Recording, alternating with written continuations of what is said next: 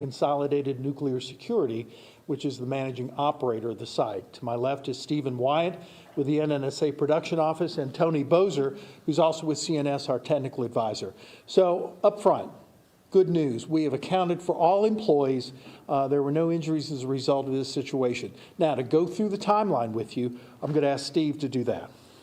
Okay, good morning. Again, my name's Stephen Wyatt, and I'm with the National Nuclear Security Administration. There was a fire at approximately 9:15 a.m. this morning involving uranium in building 9212. This is a production facility on site. Again, as we stated previously, there are no off-site impacts as a result of what occurred today. Our emergency response organization responded to the emergency. Employees were evacuated from building 9212 as well as other buildings nearby. And for 9212, we're talking about a couple of hundred employees who were directly involved. There are no reports of injury or contamination. Also, in the facility itself, we have what are known as continuous air monitors. They did not alarm as a result of that, which would indicate that there's no release of radioactivity. And Tony can address this further explanation. That's all I have. Thank you. All right, so questions? Any idea what caused the fire at this point?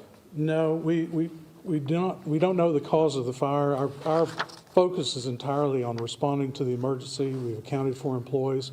You know, we're still responding to the emergency. We'll determine what took place at a later time, but right now our focus is on the emergency itself. You mentioned that the chemical was uranium. Uranium. That is what was on fire, the cause of the fire. What, I mean, not cause, We don't have information regarding the exact cause of the fire, but it was involving a uranium compound.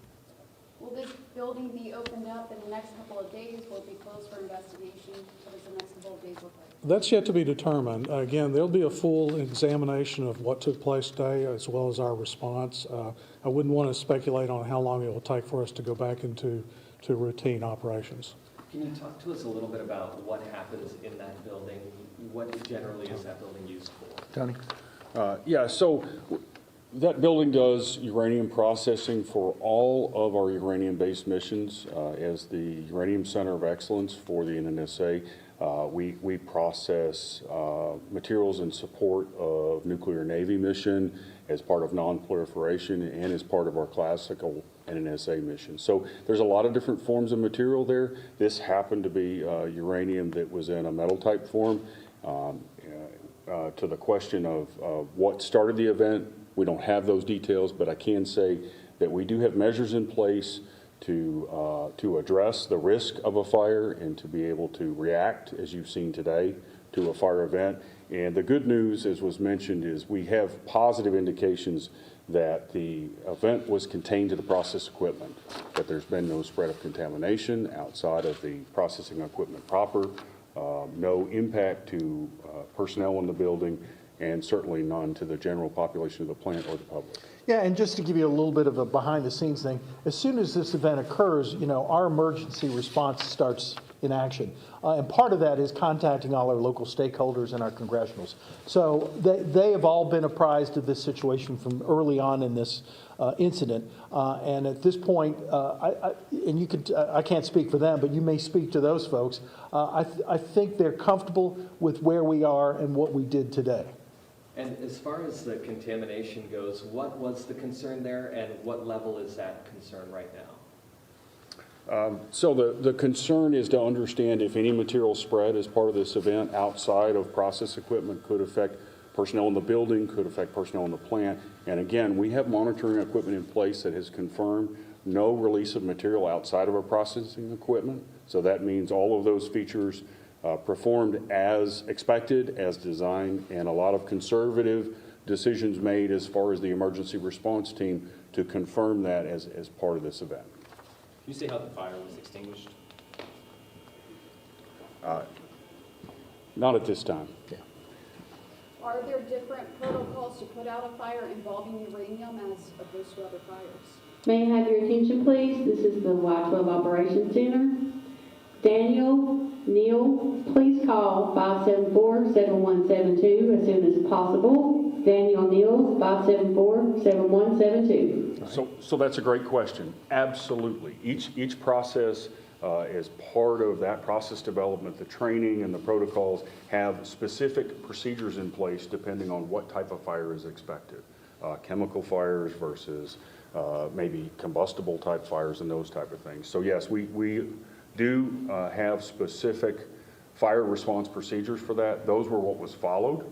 And as per those procedures, the folks that were part of processing took their initial actions and then did exactly the right thing by requesting emergency response to come in and take the next steps. All right, other questions? Can you say how large the fire was? Other than contained within the process equipment, we Yeah, don't we have haven't that detail. characterized that. Lastly, for me, can you point to or show us where the 20 or 9212 is on the campus map? It's roughly in the western portion of the Y-12 site. All right, question here? You want to talk a little bit about the new command center and the new fire department that we just dedicated and how they played a role in Yeah. cleanup? Well, I can tell you the fire department is not, we did cut the ribbon on that facility recently, but we have not fully moved in. So they're still working out of old quarters. I can tell you from speaking with those firefighters, they're very happy about those the new accommodations, and certainly the access in and out from that building will be much better than where it is today. So thank you for the question, and I'm sure the firefighters appreciate it as well. How much did the command center, the new command center play in this? Well, they're at the heart of any emergency. They're the conductor. They direct us and all the pieces that follow. So they played a direct role in that. All right, again, sorry, sorry, Steve. All right, so again, to reiterate, we're very happy to report to you that all employees have been accounted for, that there were no injuries as a result of this incident, this fire that occurred about 9:15 this morning, that there were no impacts beyond the immediate area of that fire, which was in building 9212 in the west side of the site. We have contacted our stakeholders. They are pleased and comfortable with our response, and at this point, we are happy to continue on with you all. But for now, I think the story is good news. Our process has worked. The public was never in any danger. The environment is safe, and we are going to move forward from here. So thank you all. Thank you.